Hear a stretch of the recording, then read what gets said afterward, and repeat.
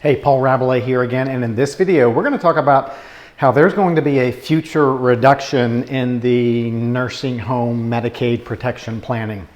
So here's the deal. Many estate lawyers, including myself, have had to have spent a great deal of time and effort over the years helping people who expressed an interest in wanting to protect their money if they went into a nursing home in the future. The way this scenario works is if people have perhaps a few $100,000 of life savings, and if they go into a nursing home, they are required to deplete all of those assets on their care. And for the most part, they have to spend all those assets down until they have less than $2,000 remaining. And that cost of that care may be $6,000, $7,000, $8,000, $9,000 a month. They have to deplete what they have until they spend it down to those qualifying limits. They pass the asset and income test limits and then are eligible for long-term care Medicaid, which covers the cost of that nursing home expense. So the conversations in the past with the estate lawyer have gone something like that, something like this. The lawyer might say, so what concerns do you have about your estate that you want to make sure we talk about today? And sometimes the prospective client will say many things, and one of those things might be, I want to make sure that my estate is protected if I get sick and I have to go into the nursing home in the future. And again, really what they're saying is, I don't want to have to spend my entire life savings over and have it all depleted over a 2 or 3 year period if I go into a nursing home.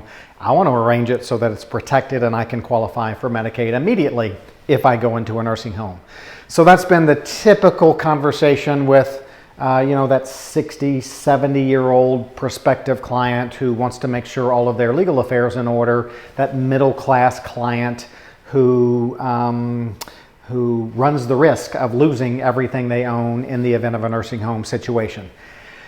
Now it's different. Now, at the time that I make this video, with over 3,600 reported deaths in nursing homes as a result of the coronavirus, and that's only the deaths where the person tested positive for the coronavirus prior to their death. I'm sure there were a lot more people who passed away who just never were tested positive prior to their death. The conversation is going to be completely different with America these days, and the conversation, I think, will start sounding something like, with the lawyer maybe asking, are you concerned that you'll lose your life savings if you go into a nursing home? The response from that prospective client will be, I'm not going to a nursing home. And then the prospective client will follow that comment with comments like, I'm going to do what I got to do to stay at home. And that might be followed with, I'm going to structure my savings so that I can hire people to come into my home. Or the conversation might sound like, I'm not going to a nursing home. I've talked about this with my children. My children insist that they will never let me go into a nursing home. In fact, my daughter, she lives in a house that has a separate mother-in-law suite. If I get sick, I'm going to go move in there. I'm staying out of the nursing home. Some people go so far as, saying something like, I'm never going to go to a nursing home. I'm going to go out back and blah, blah, blah, and do this or do that so I never have to deal with a nursing home. So, like it or not, that's what we hear. So I think in the future, the Medicaid planning scenario up until now has been, yes, I realize I have to give up some control over what I have and include other people in my estate now so that I can get the benefit in the future of qualifying for Medicaid if I go into a nursing home. That's been the scenario. People have been willing to give up that control to get that future Medicaid eligibility benefit.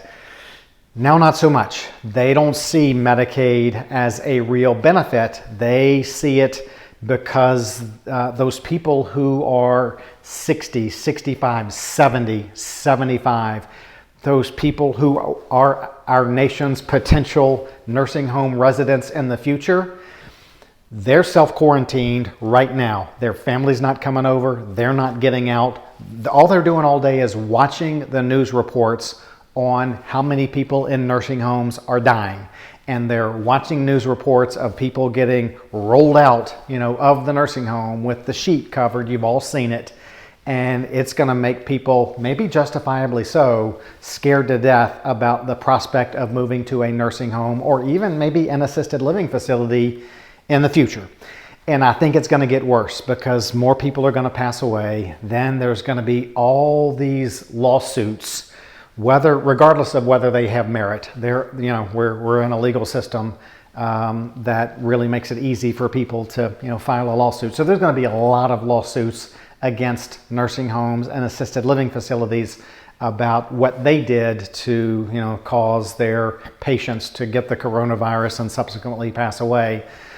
So it's just going to change the whole dynamic, I think, in America of, yep, here's how we do it. We work, we pay for our health insurance, we retire.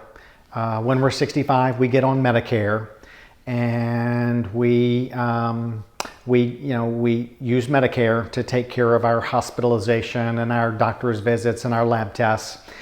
And then when we get so old that we can't even function for ourselves, we go into a nursing home.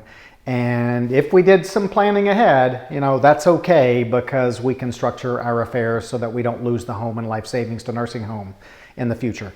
That life plan will change to, yes, I'm going to have to work hard and I'm going to have to save, and I need to put aside funds either with insurance or self-financing that future care, because people just are not going to want to move into a nursing home in the future because of what has happened here just in the last few weeks.